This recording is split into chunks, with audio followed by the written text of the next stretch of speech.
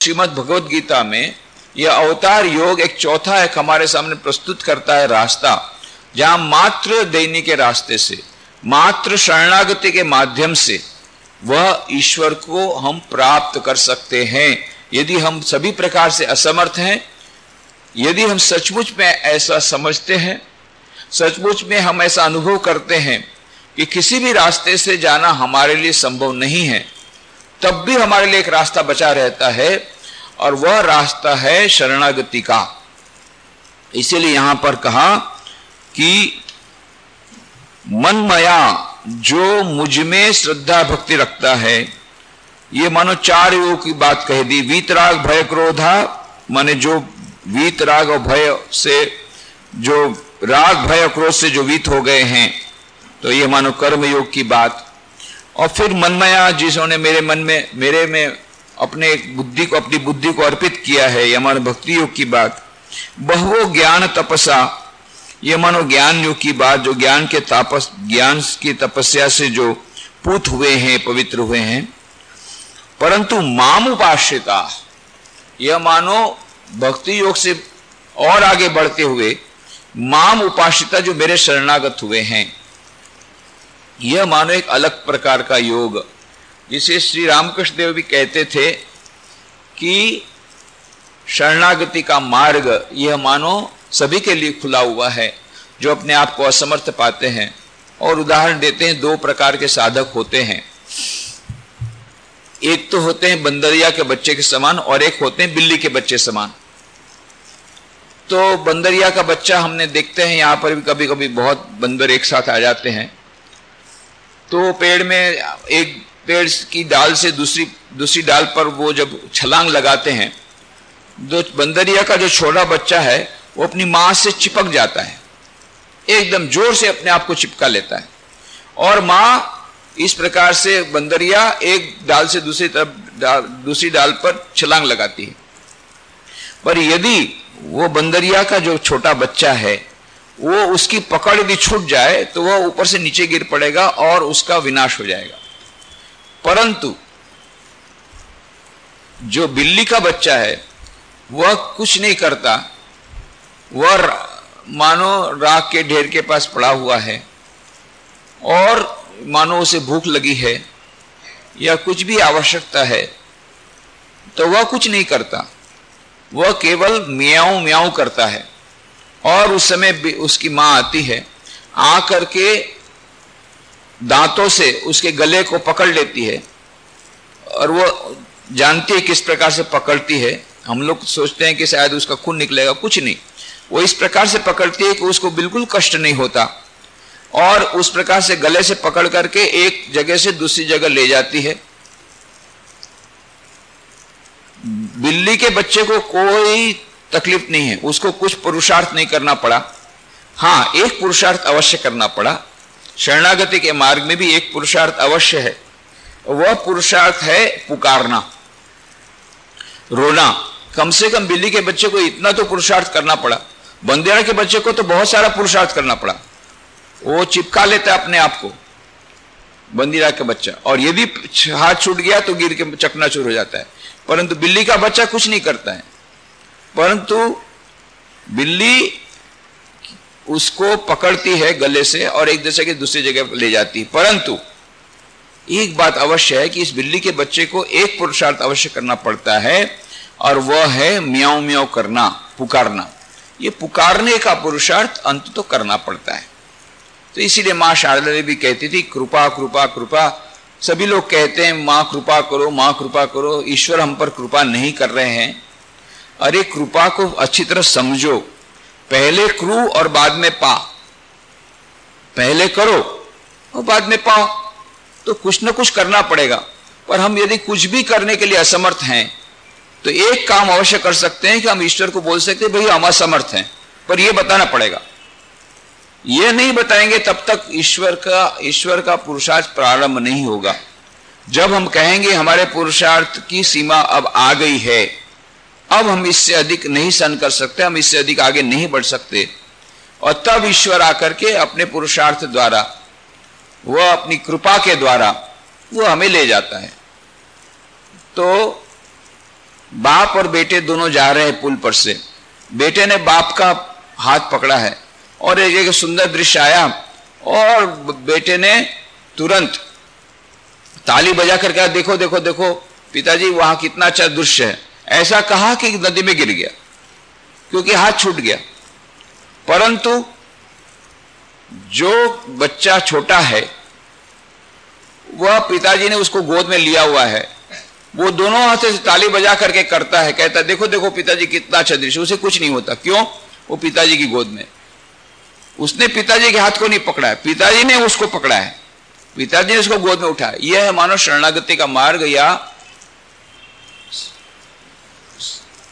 प्रपत्ति का मार्ग, कि जहां पर भक्त कहता है कि मैं अपने तय कुछ नहीं कर सकता। परंतु उसमें भी एक छोटा सा पुरुषार्थ यही है, उसे कहना पड़ेगा कि मेरे पास पुरुषार्थ करने की शक्ति नहीं है, सामर्थ्य नहीं है। इतना तो उसे करना पड़ेगा। म्याऊं म्याऊं तो कम से कम जैसे बिल्ली के बच्चे को करना पड़ता है वह करना पड़ेगा। एक यदि भिखारी है तो वह भी कहता है कि भाई मुझे भीख दो, नहीं तो कोई उसकी तरफ नहीं देखता। और यह मानो एक भक्त जो कहता है ईश्वर से, ईश्वर मुझ पर कृपा करो, मुझे आपके दर्शन करने हैं, मुझ पर कृपा करो, तो ईश्वर कहते ठीक है ये साधना के मार्ग बताएं, उस प्रकार से चलो। बोले उसमें मेरे पास आ जाओ जब यदि मुझे मिलना है तो। बोले प्रभु आपने मुझे पैर तो दिए नहीं, पुरुषार्थ रूपी पैर, साधना रूपी पैर तो मुझे दिए नहीं है तो कि मैं पुरुषार्थ पर चल करके आपके पास आ सकूं। मैं तो लंगड़ा हूं, तो मैं कैसे आऊंगा? तब ईश्वर कहते हैं ठीक है मैं ही तुम्हारे पास आता हूं। आकर के बोलते हैं कि ठीक है ये लो तुम्हारे हाथ बढ़ाओ। तो बोले हाथ भी मेरे पास नहीं है, मुझे आपने लूला भी बनाया है। तब ईश्वर क्या करते? तब ईश्वर खुद उसको खाना खिला देते हैं। तो यह शरणागति का मार्ग ऐसा है जहां पर ईश्वर को खुद को आना पड़ता है। परंतु यह जो पुकारना, यह पुकारना इतना ही पुरुषार्थ बच्चे का, छोटे बच्चे का और कोई पुरुषार्थ नहीं है। छोटा बच्चा खुद खा नहीं सकता, बहुत छोटा है, अभी खाना भी नहीं जानता है, खाता भी नहीं, केवल दूध ही पीता है और कुछ पीता भी नहीं है, और कुछ पीने की भी सामर्थ्य नहीं और कुछ खाने की सामर्थ्य नहीं, अपने से हाथ उठाना नहीं जानता, कुछ नहीं उठाना जानता है। उसमें कोई भी पुरुषार्थ करने की शक्ति नहीं है, परंतु फिर भी उसका काम बन जाता है। वो क्या काम करता है? उसके पास एक ही पुरुषार्थ है, जोर से भेंपू बजाता है, जोर से रोता है। जैसे जोर से रोता है तो मां को विवश होकर के तुरंत आकर के दूध की बोतल उसके मुंह में रखनी पड़ती है। तो उतना तो पुरुषार्थ उसको करना पड़ता है कि जोर से चिल्लाना पड़ता है, जोर से रोना पड़ता है। तो यह मानो शरणागति का मार्ग। तो कहते हैं मामुपाश्रिता वीतराग भय क्रोधा मनमया मामुपाश्रिता बहु ज्ञान तपसा पूता मद भाव मागता। राग भय और क्रोध से रहित अनन्य भाव से मेरे में स्थित्वा दे, मेरे शरण हुए बहुत से पुरुष ज्ञान रूप तप से पवित्र हुए मेरे स्वरूप को प्राप्त हो चुके हैं। अर्जुन पूछता है कि आपने कहा कि इस प्रकार से जो मेरे अवतार तत्व को, मेरे दिव्य जन्म को तत्व से जान लेता है तो उसका सब कुछ हो जाता है, उसको मुक्ति प्राप्त हो जाती है, वह मुझको प्राप्त हो जाता है। तो कहता है ऐसे कोई उदाहरण? बोले बहुत सारे उदाहरण, एक दो उदाहरण तो गिनाता, बहुत सारे उदाहरण है, पर करना क्या पड़ेगा? करना यही पड़ेगा। इस प्रकार से शरणागति का मार्ग या भक्ति का मार्ग या ज्ञान का मार्ग, और यही उसकी निशानी है। कैसे हम समझें कि हमारा यह मानो अंतिम जन्म है? क्यों? हमने अवतार को जान लिया, तत्व से जान लिया। तो तत्व से जान लिया, मैं भी कह सकता हूं मैंने तत्व से जान लिया। तत्व से जान लिया, उसकी परीक्षा क्या है? कोई भी कह देगा भाई मैंने ईश्वर के अवतार को तत्व से जान लिया। हाँ, मैंने रामकृष्ण लीला प्रसंग पढ़ लिया, मैंने श्रीमद् भागवत पढ़ लिया, मैंने रामचरितमानस पढ़ लिया, मुझे अवतार की पूरी लीला समझ में आ गई और इसलिए मैंने तत्व से जान लिया, तो अब मेरा अंतिम जन्म। तब श्री कृष्ण भगवान यहां पैरामीटर्स बताते हैं, टेस्ट, कि यदि तत्व से जान लिया होगा तो कोई भी कह देगा कि मैंने तत्व से जान लिया है, तो पता कैसे पड़ेगा किसने तत्व से जाना किसने नहीं जाना? तो पहली बात तो वीत राग भय क्रोधा, राग भय और क्रोध ये तीन में से एक भी उसके जीवन में नहीं रहेंगे, वीत चले गए, और वह मुझ में समर्पित होगा, मुझ में उसकी बुद्धि, मुझ में उसकी भक्ति होगी। माम उपाश्रिता, वो मुझे शरणागत होगा, और ज्ञान के तप से वह पवित्र हुआ होगा। ऐसा कोई दिखे तब समझ लेना उसने मुझे तत्व रूप से जाना है। तो यह सरल मार्ग तो है, यह जो अवतार योग एक सरल मार्ग बताया, पर इसमें भी थोड़ा सा पुरुषार्थ यही करना पड़ता है कि ईश्वर में श्रद्धा रखनी पड़ती है।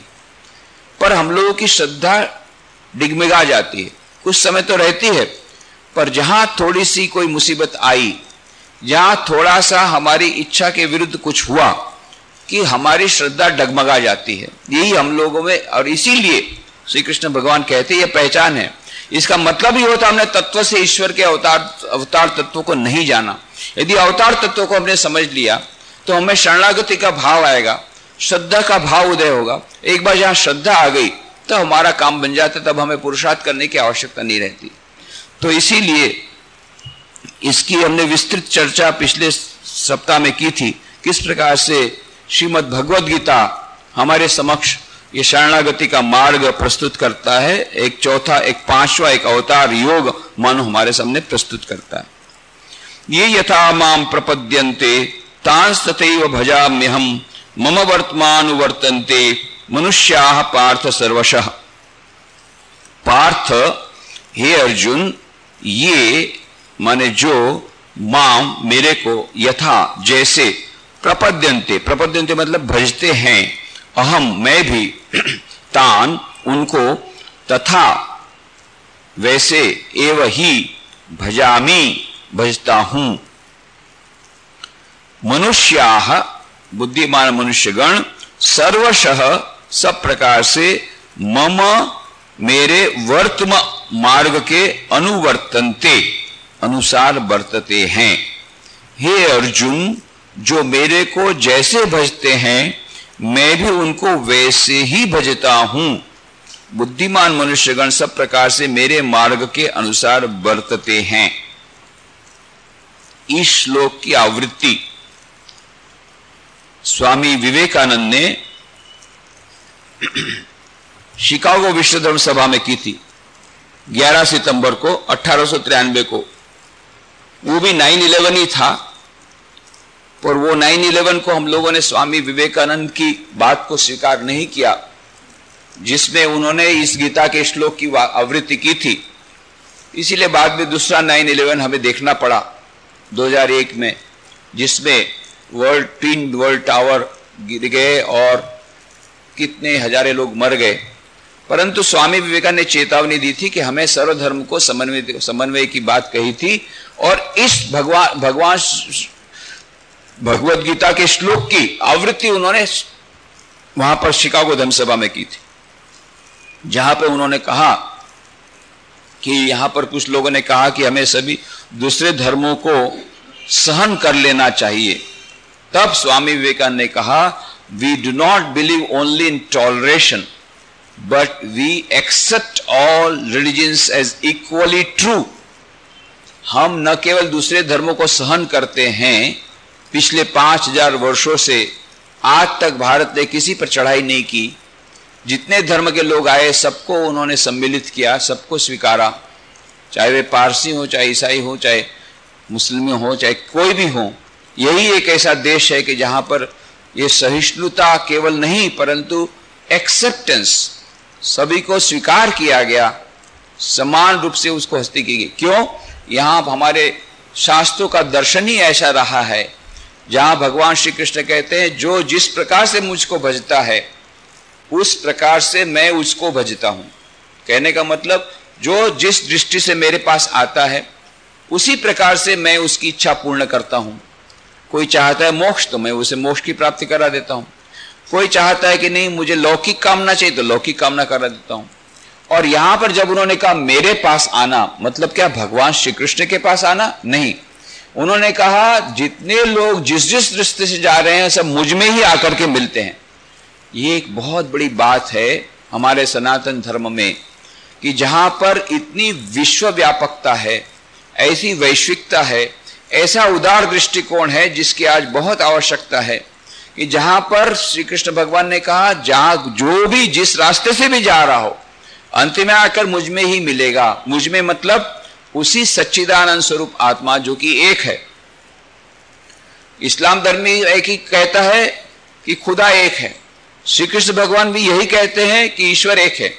परंतु यहां पर भगवान श्री कृष्ण ने जो दूसरी बात कही, किसी भी मार्ग से कोई मुझे भजता हो आकर के मुझ में आता है, ये दूसरी बात दूसरे धर्म स्वीकार नहीं करेंगे तब तक धर्म के बीच में धर्म के बीच में यह जो झगड़ा चल रहा है, विसंवादिता है, यह दूर नहीं होगी। यह जो व्यापक दृष्टिकोण, उदार दृष्टिकोण श्री कृष्ण भगवान ने जो यहां पर प्रस्तुत किया कि जो जिस भाव से भी मुझे भजता हो, जिस रास्ते से भी जाता हो, अंत में तो एक ही उस तत्व तक वह पहुंचेगा। तो रास्ते की विविधता हो सकती है, पंथ की विविधता हो सकती है, मंजिल एक है, वह गंतव्य स्थान एक ही है। उस गंतव्य स्थान का नाम अलग अलग हो सकता है। यह बात जो भगवान श्री कृष्ण ने बताई, तो हमारे इस युग में, हमारे इस आधुनिक वैज्ञानिक युग में इस बात को स्वीकार करना हमारे लिए कुछ कठिन है। यह कैसे हो सकता है? इतने सारे विभिन्न प्रकार के मार्ग हैं और श्री कृष्ण भगवान कहते हैं वो एक ही गंतव्य स्थान पर पहुंचते हैं, सभी मुझ में ही आकर के मिलते हैं। तो मुझ में माने श्री कृष्ण में नहीं, उस परम तत्व में जिसका कि एक अवतार हुआ श्री कृष्ण के रूप में। पहले ही उन्होंने कहा यदा यदा ये धर्म से ग्लानिर्भवति भारत, जब जब धर्म की ग्लानि हुई तब तब मैं आता हूं। मैं माने श्री कृष्ण के रूप में नहीं, मैं अलग अलग रूप से अवतार ग्रहण करता हूं। तो वे ही भगवान राम के रूप में आए, कृष्ण के रूप में आए, हमारे युग में रामकृष्ण के रूप में आए, विविध उन्होंने स्वरूप धारण किए, पर तत्व एक है। तो उस तत्व को अपने आप में रखते हुए श्री कृष्ण भगवान ने कहा कुछ भी, कोई भी रास्ते से कोई जा रहा हो, अंत में मुझ में आकर ही मिलेगा। यह जो बात है, इसको आज आधुनिक विज्ञान का जो विद्यार्थी वह इतनी अधिक जल्दी से स्वीकार नहीं करेगा। और इसीलिए जो कृष्ण भगवान आए थे द्वापर में श्री कृष्ण के रूप में, त्रेता में राम के रूप में, वे ही इस बार आए रामकृष्ण के रूप में। आकर के उन्होंने क्या किया? उन्होंने पहले तो मां काली का दर्शन किया, फिर राम का दर्शन किया, कृष्ण भगवान का दर्शन किया, हिंदू धर्म के विविध देवी देवताओं के दर्शन किए, 64 तंत्रों की साधना की, अद्वैत वेदांत की साधना की, 6 महीना निर्विकल्प समाधि में रहे। पर वहां अटके नहीं, बाद में उन्होंने इस्लाम धर्म की साधना की। सूफी जो एक संत, सूफी पंथ के एक अनुयायी थे, उनके पास से उन्होंने कुरान पढ़ाया और इस्लाम धर्म की साधना की। इस्लाम धर्म की साधना के अंत में उन्हें वही अनुभूति हुई जो अद्वैत वेदांत के साधना के अंत में उन्हें हुई थी। और बाद में 1874 में उन्होंने ईसाई धर्म की साधना की। ईसाई धर्म के साधना के अंत में भी उन्हें जीसस क्राइस्ट का दर्शन हुआ, जीसस क्राइस्ट उनमें जाकर के मिल गए। और बाद में जो उनको अनुभूति हुई अखंड सच्चिदानंद ब्रह्म की, वो वही अनुभूति थी जो उनको अद्वैत वेदांत की साधना के अंत में हुई थी। और इसीलिए भगवान श्री रामकृष्ण देव ने अपने जीवन की प्रयोगशाला में विविध धर्मों की साधना करके बाद में उन्होंने अपनी अनुभूति के बल पर कहा जो तो मौत तो पथ, जितने मत उतने पथ। मत अलग अलग हैं, पंथ अलग अलग हैं, पर मंजिल एक है, रास्ते अलग हैं, पर सभी एक ही गंतव्य स्थान पर पहुंचते हैं। और उस गंतव्य स्थान का नाम अलग अलग हो सकता है, और बहुत सुंदर उदाहरण देकर के श्री रामकृष्ण कहते हैं, एक ही तालाब के 4 घाट हैं। हिंदू जाकर के बोलता है मैं जल ले आया, और मुसलमान जाकर के बोलता है नहीं नहीं, वो दूसरे घाट से जाके बोलता है नहीं नहीं मैं तो पानी ले आया, और तीसरे घाट से ईसाई जाकर बोलता है नहीं नहीं भाई मैं तो वाटर ले आया, और चौथे घाट से चौथा जाकर के बोलता है कि नहीं भाई मैं तो एक्वा ले आया। और फिर चारों झगड़ने लग गए, और तब किसी ने कहा भाई झगड़ते क्यों हो, तुम लोग सभी बराबर ही कहते हो, तुमने जो बातें कही सभी सच बात है, इसी का नाम पानी है, इसी का नाम जल है, इसी का नाम वाटर है, इसी का नाम एक्वा है, पदार्थ एक ही है, नाम अलग अलग हैं। और साइंटिस्ट लोगों को पूछोगे वो कहते हैं भाई H2O है, अब उस H2O का जो नाम दे दिया जाए। उसी प्रकार से एक ईश्वर है, अनंत अखंड सच्चिदानंद परब्रह्म परमात्मा, कोई उसे राम कहे, कोई कृष्ण कहे, कोई काली कहे, कोई दुर्गा कहे, कोई अल्लाह कहे, कोई गॉड कहे, उससे कुछ आता जाता नहीं है। दिव्य चेतना, परम दिव्य चेतना एक है, उसके नाम अलग अलग हो सकते हैं, रास्ते पाने के अलग अलग हो सकते हैं, अंत में वही एक परम स्थान पर जाते हैं। तो यह मानो श्री रामकृष्ण देव ने अपने जीवन की प्रयोगशाला में सिद्ध करके बताया। आज हमारे विश्व को इसकी बहुत आवश्यकता है। तो स्वामी विवेकानंद ने श्री कृष्ण भगवान की इसी वाणी को शिकागो विश्व धर्म सभा में रखा। यदि हमने उस समय उसको स्वीकार कर लेते कि सभी पंथ एक ही तरफ ले जाते हैं, एक ही परम सत्य तरफ ले जाते हैं, तो बाद में बहुत सारा जो 2 विश्व युद्ध हुए वो भी शायद नहीं होते, और यह जो बाद में वर्ल्ड टावर गिरे वो भी नहीं गिरते। आज भी धर्म के नाम पर जो कितने छोटी बड़ी लड़ाइयां चल रही है, कितनी सारी लड़ाइयां चल रही है, हम लोग जानते भी नहीं उसके बारे में, कई देशों के बीच में चल रही है। पर वो देशों के बीच की लड़ाई नहीं, वो धर्म के बीच की लड़ाई है। सैमुअल पी हंटिंगटन ने पुस्तक लिखी the clash of civilizations and the remaking of a world order, और उसमें वो लिखते हैं कि जितने छोटे बड़े युद्ध हो रहे हैं, पिछले 50 वर्षों में जितने भी युद्ध हुए उसमें अधिकांश युद्ध हुए थे वे देशों के बीच के युद्ध नहीं थे, दे वर क्लैशेस बिटवीन सिविलाइजेशंस। ये सभ्यताओं की टकराहट थी, और विशेष प्रकार से वो धर्मों की टकराहट थी, और विशेष प्रकार से इस्लाम और ईसाई धर्म के बीच की टकराहट थी। अधिकांश टकराहटें वे धर्म के नाम पर की टकराहटें थी। छद्मवेश में बाहर से लगता था कि 2 देश लड़ रहे हैं, नहीं, भीतर में वह भावना यही थी कि वह ईसाई धर्म को मानने वाला देश है और यह इस्लाम धर्म को मानने वाला देश है। इसीलिए इस धर्म ने उस धर्म के देश पर चढ़ाई की थी या आक्रमण किया था। ये भीतर की बात यही है कि धर्म के बीच का झगड़ा। तो इसीलिए यह जो श्री कृष्ण भगवान ने जो वाणी कही थी, उसी वाणी को मुखरित किया स्वामी विवेकानंद ने, और उसी अनुभूति को श्री रामकृष्ण हमारे इस युग में अपने जीवन की प्रयोगशाला में सिद्ध करके बताया। ऋग्वेद की जो वाणी एकम सद्विप्रा बहुधा वदंती, जो श्री कृष्ण भगवान के माध्यम से गीता के माध्यम से मुखरित होती है, यही वाणी श्री रामकृष्ण देव द्वारा मुखरित होती है हमारे इस युग में। जो तो मौत तो पथ, जितने मत उतने पथ। और इस प्रकार से वे इस सर्वधर्म के सामंजस्य की एक बहुत बड़ी पृष्ठभूमिका रखते हैं।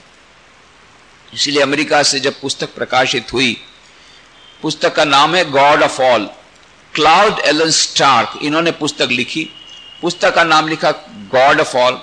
और उन्होंने कहा कि हमारे विश्व में सबसे बड़ी जो समस्या है वो है धर्म की विविधता की समस्या। इतने सारे विविध धर्म हैं, कितने सारे विविध धर्म हैं, और ये सभी धर्मों की मुख्यतः 2 प्रकार के धर्म हैं। एक प्रकार के धर्म ऐसे हैं जो सारे विश्व के बाकी सभी लोगों को अपने धर्म में कन्वर्ट करके ले लेना चाहते हैं, ये न के न प्रकारेण। और कुछ धर्म ऐसे हैं, इनको बोलते हैं इंक्लूसिव धर्म, और दूसरे एक्सक्लूसिव धर्म जो ये कहते हैं कि हमारे धर्म के अलावा और किसी धर्म में जिसका जन्म हुआ है उसकी किसी भी प्रकार से रक्षा नहीं हो सकती, हमारे धर्म में ही जन्म लेना पड़ेगा। तो ये भी कट्टरवादी, वो भी कट्टरवादी। कुछ धर्म ऐसा चाहते हैं कि हमारे धर्म के अलावा बाकी सभी धर्म लोग हैं वो दूर रहें, और बाकी दूसरे धर्म वाले चाहते हैं कि बाकी जितने धर्मावलंबी अपना अपना धर्म छोड़ करके हमारे धर्म में आ जाए। तो समस्या तो वही की वही बनी रही, एक जो धर्म के बीच की टकराहट तो वही बनी रही। मेरा धर्म सच्चा है, बाकी सभी धर्म झूठे हैं। और इसीलिए बाकी सभी धर्मों के अनुयायियों को या तो हमारे धर्म में मिल जाना चाहिए या फिर उनका विनाश कर देना चाहिए, तभी इस विश्व में शांति स्थापित हो सकती है। यह बहुत छोटा सा गणित है कि भाई 10 आदमी हैं, 10 में से 5 आदमी जो हैं वो हमारे धर्म में विश्वास करते हैं और बाकी के 5 धर्म हमारे धर्म में विश्वास नहीं करते, इसीलिए आपस में झगड़ा होते रहता है। तो उसका श्रेष्ठ उपाय यही है कि बाकी के 5 भी मेरे धर्म को अपना लें, उनको हम कन्वर्ट कर लें, ये न कहने प्रकारेण, या लालच दे करके या फोर्स दे करके या उसको बल प्रदान करके हमारे ये धर्म में आ जाएंगे, फिर कोई प्रॉब्लम ही नहीं रहेगा, कोई समस्या नहीं रहेगी, न रहेगा बांस न बजेगी बांसुरी। अरे एक ही धर्म के और धर्मावलंबी रहेंगे, कोई दूसरे धर्म का और धर्मावलंबी रहेगा ही नहीं। तो ये एक रास्ता है कि बाकी जितने 5 बचे हैं उनको अपने धर्म में मिला लो।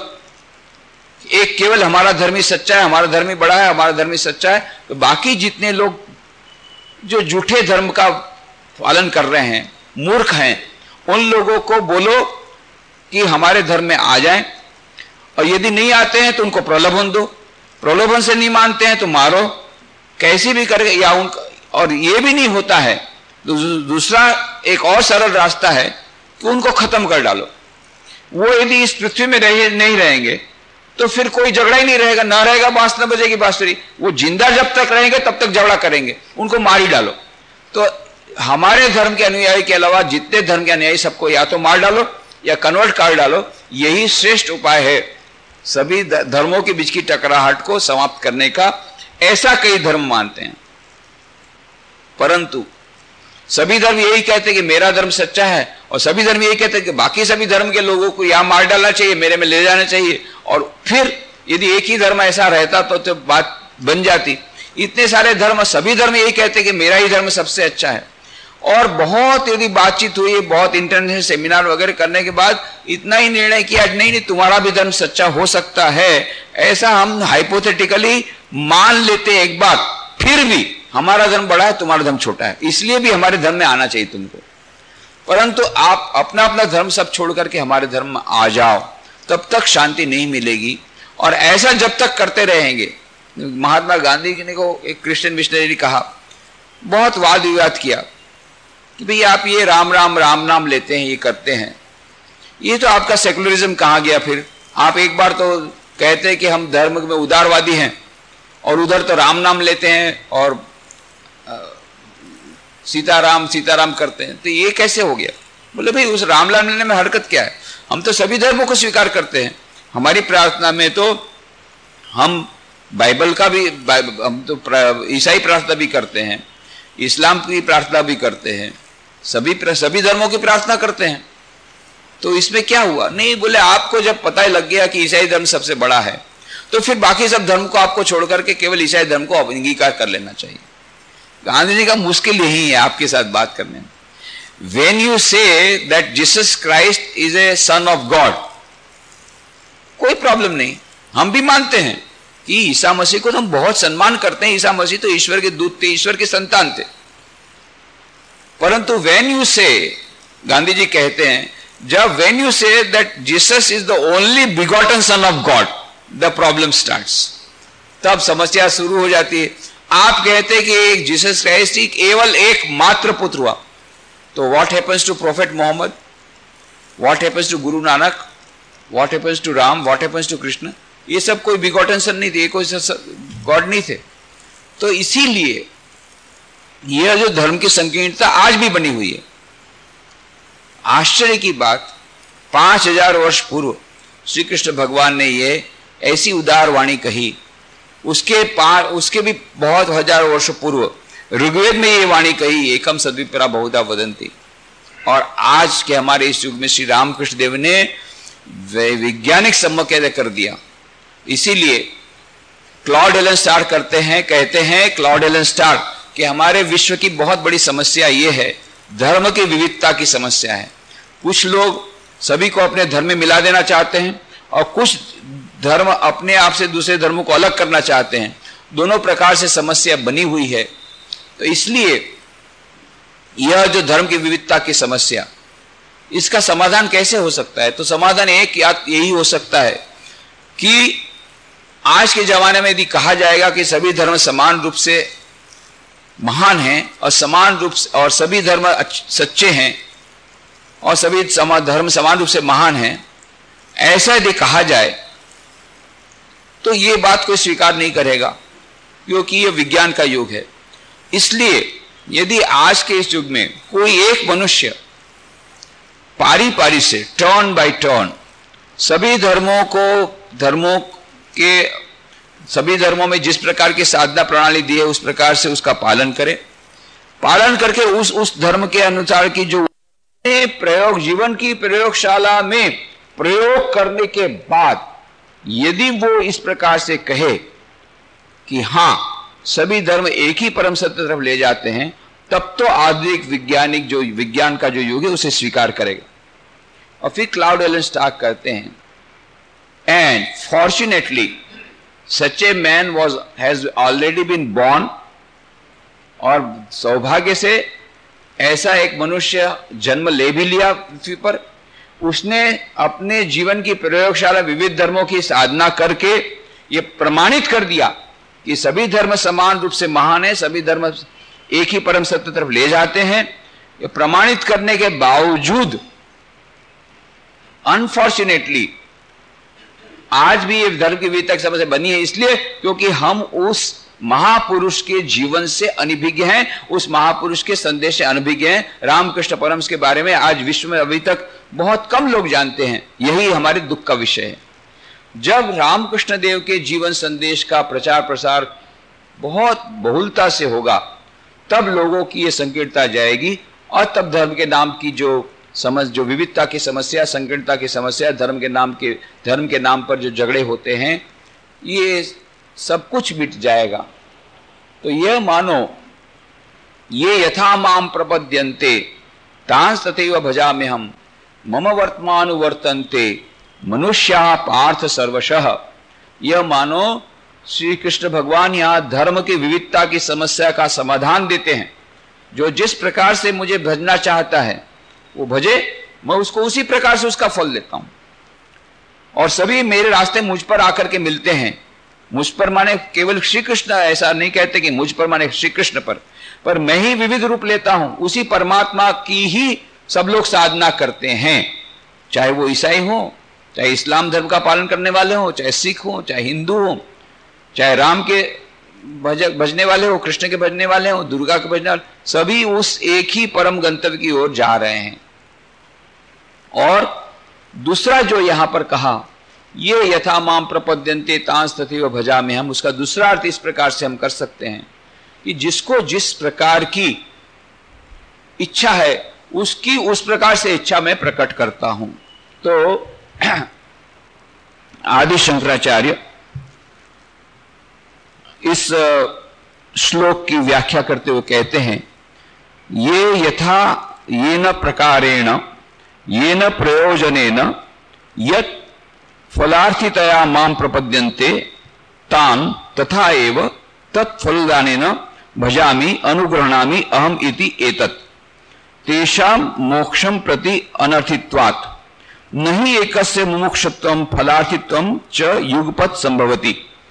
अतो ये फलार्थिनः तान् फल प्रदानेन ये यथोक्त कारेण तु अफलार्थिनो मुमुक्षव च तान् ज्ञान प्रदानेन ये ज्ञानिनः सन्यासिनो मुमुक्षव च तान् मोक्ष प्रदानेन तथा आर्तान् आर्ति हरणेन इति एवं यथा प्रपद्यन्ते ये तान् तथा एव भजामि इत्यर्थः। न पुनः रागदेश निमित्तम मोह निमित्तम वा कंचित भजामि। अर्थात जो भक्त जिस प्रकार से, जिस प्रयोजन से, जिस फल प्राप्ति की इच्छा से मुझे भजते हैं उनको मैं उसी प्रकार भजता हूं, अर्थात उनकी कामना के अनुसार ही फल देकर मैं उन पर अनुग्रह करता हूं, क्योंकि उन्हें मोक्ष की इच्छा नहीं होती। एक ही पुरुष में मोक्ष की इच्छा करना और फल की इच्छा करना, ये दोनों एक साथ नहीं हो सकते। इसलिए जो फल की इच्छा वाले हैं उन्हें फल देकर, जो फल को न चाहते हुए शास्त्रोक्त प्रकार से कर्म करने वाले और मुमुक्षु हैं उन्हें ज्ञान देकर, जो ज्ञानी सन्यासी मुमुक्षु हैं उन्हें मोक्ष देकर, तथा आर्तों का दुख दूर करके इस प्रकार जो जिस तरह से मुझे भजते हैं उनको मैं भी वैसे ही भजता हूं। राग देश के कारण या मोह के कारण तो मैं किसी को भी नहीं भजता। तो यह आदि शंकराचार्य का कहने का मतलब यही कि यहां पर जो भगवान श्री कृष्ण ने कहा है, ये यथा माम प्रपद्यन्ते तांस तथैव भजामि हम, उसका मतलब ये होता है जो जिस दृष्टि से मुझ पर आता है उस पर मैं उसी प्रकार से करता हूं। तो मुझ में ये दोष मत दो कि मैं पार्शियल हूं, किसी को अधिक फल देता हूं, किसी को कम, ऐसा नहीं है। जो जैसा मांगता है उसको उस प्रकार से फल है। ये तो ईश्वर तो है, कल्पतरु है, कल्पतरु के पास जाकर बैठ करके जैसी कामना करोगे वैसा मिलेगा। कल्पतरु की कहानी आती है, कल्पतरु के दिन पर हमने बताई थी कि कल्पतरु नाम का एक वृक्ष है, ऐसा काल्पनिक एक वृक्ष है जिसका नाम ही है कल्पतरु। तरु माने वृक्ष, कल्प माने कल्पना। जो कल्पतरु वृक्ष है उसके बारे में कहानी कहते हैं श्री रामकृष्ण देव कि एक पथिक था, जा रहा था, बहुत धूप थी, बहुत लंबा लंबा चला, चलते चलते थक गया। उसके बाद में एक जंगल आया, जंगल में से जब वह जा रहा था बहुत बड़ा एक पेड़ आया, धूप के कारण थक गया था तो पेड़ के नीचे बैठ गया। बैठ करके सोचने लग गया, अरे बाबा रे बाबा, मैं तो बहुत थक गया हूं, एक कोई बिछौना यदि यहां पर होता और तकिया होता तो थोड़ा सा मैं आराम कर लेता अच्छी तरह। अभी तो मन में सोचा था कि देखा सामने तकिया और गद्दी आ गई, बहुत बढ़िया डल्लो पिलो की गद्दी और बहुत तकिया बढ़िया आ गया। सो गया। सोने के बाद थोड़ी देर तो बहुत आराम आया। उसके बाद उसने सोचा, अरे भूख लगी है, खाना तो कुछ नहीं, कुछ खाना आ जाता तो कैसा होता। अभी तो सोचा, देखा कि बहुत भांति भांति के पकवान जो जो उसके अच्छे लगते सब पकवान उसके सामने बैठे आ गए। तो बहुत खाना खाया, खाना खा करके फिर सोया। पर इतना चला था, पैर बहुत दर्द दे रहे थे। अरे कोई पैर दबाने वाला होता तो कुछ थकान दूर होती। अभी तो सोचा, एक सुंदर स्त्री आई, पास में बैठ करके पैर दबाने लग गई। बहुत आनंद हुआ, आराम से सोया। उठा तब रात हो गई थी। उठ करके देखा तो वो स्त्री तो है ही नहीं। घना जंगल देख करके, और रात हो गई थी, अकेला था। उसको बड़ा डर लगा, अरे बाबा रे कहां पहुंच गया, ये तो घना जंगल है, कितनी देर में सो गया, पूरा दिन बीत गया, रात आ गई, बड़ा विचित्र हो गया, बहुत संकट में पड़ गया। चारों ओर देखने लग गया, घना जंगल है। बाबा रे घना जंगल है, अरे बाबा रे यदि बाघ आ जाएगा तो, जैसे उसने सोचा बाघ आ जाएगा तो तुरंत सामने बाघ आ गया। अरे बाबा रे बाघ आ गया, मुझे खा जाएगा तो, तुरंत बाघ ने खा लिया। वो भूल गया था कि कल्पतरु के नीचे बैठा है, जो जैसी कल्पना करेगा तुरंत आ जाएगा। यदि उसने कल्पना की खाना आ जाएगा तो खाना आ गया, कल्पना की बाघ आ जाएगा तो बाघ आ गया। जैसी कल्पना करोगे ऐसा मिलेगा। तो श्री कृष्ण भगवान कहते हैं कि मैं तो कल्पतरु हूं, जैसा तुम चाहोगे ऐसा मुझे फल, मैं तुम फल दूंगा। तो मुझे ऐसा दोष मत दो कि मैं पार्शियल हूं या मैं किसी को कम किसी को अधिक देता हूं। जो जो चाहता है मैं दे देता हूं, मैं तो कल्पतरु हूं। तुमने चाहा भोजन तो मैंने भोजन दिया, तुमने चाहा मुक्ति तो मैंने मुक्ति दी। जो जैसा चाहता है उसको मैं वैसा देता हूं। और सभी लोग तो मुक्ति चाहते भी नहीं। कई लोग कहते भाई ईश्वर तो बहुत बड़े अन्यायी हैं, हाँ इतने उस भक्त को दर्शन दे दिए, उसको मुक्ति दे दी, और हम लोग अभी भी माया में फंसे हुए हैं। बोलते तो हम लोग हैं, पर क्या सचमुच में हम मुक्ति चाहते हैं? सचमुच में भगवान के दर्शन चाहते हैं? भगवान भी जानते हैं कि इसकी मन की इच्छा क्या है, वो हमारे मन की इच्छा पूर्ण करते हैं। उसको मालूम है कि अभी इसको संसार की इच्छा पूर्ण करनी है, अभी उसको परीक्षा की डिग्री मिलने की बहुत इच्छा है, मन में उसकी डिग्री मिलने की इच्छा है। बोलता है मेरे को भगवान के दर्शन की इच्छा, पर मन में ये इच्छा है। तो भगवान तो मन देखते हैं, बाहर से क्या बोलता है वो नहीं देखते। तो उसकी इच्छा पूर्ण कर देते हैं, जिसकी जो इच्छा पूर्ण कर देते हैं वो कल्पतरु है। तो इसमें पार्शियलिटी कुछ नहीं। स्वामी विरजानंद जी महाराज परमार्थ प्रसंग गीता में बोलते हैं कि यदि मानो ईश्वर तुम्हारे सामने प्रकट हो जाए अचानक, बोलो तुमको क्या चाहिए, जो चाहिए मांग लो। यदि तुम चाहो तो मैं तुम्हें 100 साल की उम्र देता हूं, 100 साल तक तुमको कोई यम का बाप भी मार नहीं सकेगा, ऐसी उम्र देता हूं, मरोगे नहीं। और न केवल अच्छी अच्छी संतान, पोते पोते नाती नातनी सब दूंगा, अच्छा मकान दूंगा, बढ़िया लेटेस्ट डिजाइन का मकान, और अच्छी नौकरी, खूब पैसे, घर बार, लेटेस्ट मॉडल की गाड़ी, ये सब दूंगा। माने संसार में जितने सुख की तुम कल्पना कर सकते हो ये सब सुख तुमको मिलेगा, ये एक तरफ है। और दूसरी तरफ चाहो तो मैं तुझे मुक्ति देता हूं, मोक्ष दे देता हूं, क्या चाहिए? तो स्वामी विरजानंद बोलते 99% लोग कहेंगे भाई पहले मुझे ये 100 साल का ये जो तुमने बोला अच्छे अच्छे आइटम वो दे दो, बाद में मोक्ष का देखा जाएगा। ये हमारी सबकी हमारी मनोकल्पना। इसीलिए श्री भगवान बोलते हैं मैं मन देखता हूं, मन दे करके देता हूं, ये यथा माम प्रपद्यन्ते तांस तथैव भजाम्यहम्। जो मुझसे जो चाहता है वही मैं उसको देता हूं, उसके मन की इच्छा के अनुसार देता हूं। भगवान पार्शलिटी नहीं करते हैं। पर चाहता कौन है? बोशी सेन। ये बोशी सेन बहुत बड़े भक्त थे हमारे, जिन्होंने वो वैज्ञानिक थे और जो जगदीश चंद्र बोस के साथ उन्होंने काफी काम किया था, उसी के रिलेटिव थे बोशी सेन।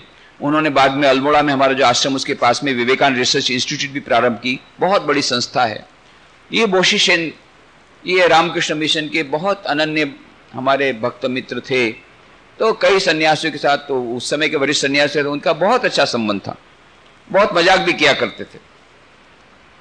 एक बार बोशी सेन चले गए उधर मद्रास में, चेन्नई में आश्रम, वहां पर जाकर के कहा I want to meet mister GC Chatterjee.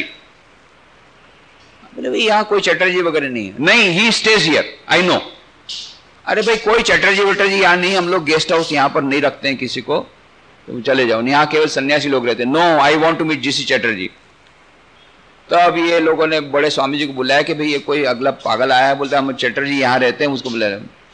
तब वो समझ, अरे तो बोशी सेन है क्या? बोशी सेन मास है। बोले देखो समझ नहीं पा रहे हैं, जीसी चटर्जी यहाँ बैठे मंदिर में रामकृष्ण देव गदाधर चटर्जी तो यहाँ बैठे, बोलते यहाँ रहते ही नहीं है, और इनको पता ही नहीं है जीसी चटर्जी यहाँ रहते हैं। ऐसा मजाक करते थे गदाधर चटर्जी। रामकृष्ण परमहंस के बोले मूर्ति लगा दिया और पता नहीं रामकृष्ण देव का फोटो लगाया, बोले जीसी चटर्जी रहते नहीं है बोलते हैं। तो ऐसे मजाक वाले थे। तो एक बार ब्रह्मानंद जी मजाक बोले राजा तुम ही बड़ो क्रिप्टे, बहुत कंजूस हो तुम। क्यों? काहे का कंजूस हुआ? राजा महाराज तो कभी कंजूस थे ही नहीं, सब 10 आम आया तो तुरंत लुटा दिया, 100 आम आया वो लुटा दिया, 1000 आम आया वो लुटा दिया, जो आया सब लुटाओ, खाओ पियो मजा करो, कुछ वो तो कंजूस थे ही नहीं। अरे तुम बड़े कंजूस हो। अरे कब से मैं कंजूस हुआ? नहीं। कैसे कंजूस हुआ? देखो तुम्हारे पास तो ब्रह्म ज्ञान है, तुम ब्रह्मानंद, तुम्हारा नाम ही ब्रह्मानंद, ब्रह्म ज्ञान। जाओ जिसको तुम ब्रह्मानंद दे सकते हो, तुम ब्रह्म ज्ञान दे सकते हो, और तुम हो कि अपना बंद करके बैठे हो मुट्ठी को। तो इतनी अच्छी बातें हो रही थी। ब्रह्मानंद जी महाराज अचानक बहुत गंभीर हो गए। एक ही बात कही कि ये चाहता कौन है? मैं तो देने को तैयार हूं, चाहने वाला कहां है? तो रामकृष्ण देव कहते हैं सवाई कलाई दाल खरीददार। हम लोग जो हैं वो उड़द की दाल के खरीददार हैं। उड़द की दाल हमको चाहिए, हमको भगवान नहीं चाहिए। तो श्री कृष्ण भगवान कहते हैं ये यथा माम प्रपद्यन्ते तांस तथैव भजाम्यहम्। जो जिसको जो चाहते हैं मैं उसको वही देता हूं। मुक्ति चाहिए उसको मुक्ति, भक्ति चाहिए उसको भक्ति, ज्ञान चाहिए उसको ज्ञान, और जिसको चाहते मकान तो उसको मकान, गाड़ी तो गाड़ी, जिसको जो चाहिए उसको मैं देता हूं। ये यथा माम प्रपद्यन्ते तांस तथैव भजाम्यहम्। उसका एक अर्थ ये होता है। दूसरा ये है जिस प्रकार से मुझे भजता है उस प्रकार से मैं उसको प्राप्त होता हूं। माने जिस भी धर्म का तुम पालन करो वो मुझे ही पहुंचता है, वो पूजा मेरे मुझ में ही आकर के समाती है। यदि जिसको जिस धर्म की साधना करना हो करे। तो इसका विस्तृत चर्चा और भी जानने का प्रयत्न करेंगे, क्योंकि इसके बाद का जो श्लोक है वो मानो इसी की व्याख्या स्वरूप है। कांक्षिता कर्मणाम सिद्धि यजन्ते यह देवता क्षिप्रम ही मानुषे लोके सिद्धिर्भवति कर्मजा इसको जब हम पढ़ेंगे तब हमको ये पूर्व का जो अर्थ श्लोक है वो और भी अच्छी तरह हमें समझ में आएगा। तो इसकी चर्चा अब अगले रविवार को नहीं, उसके बाद के रविवार को करेंगे। आज हमें यही समाप्त करें।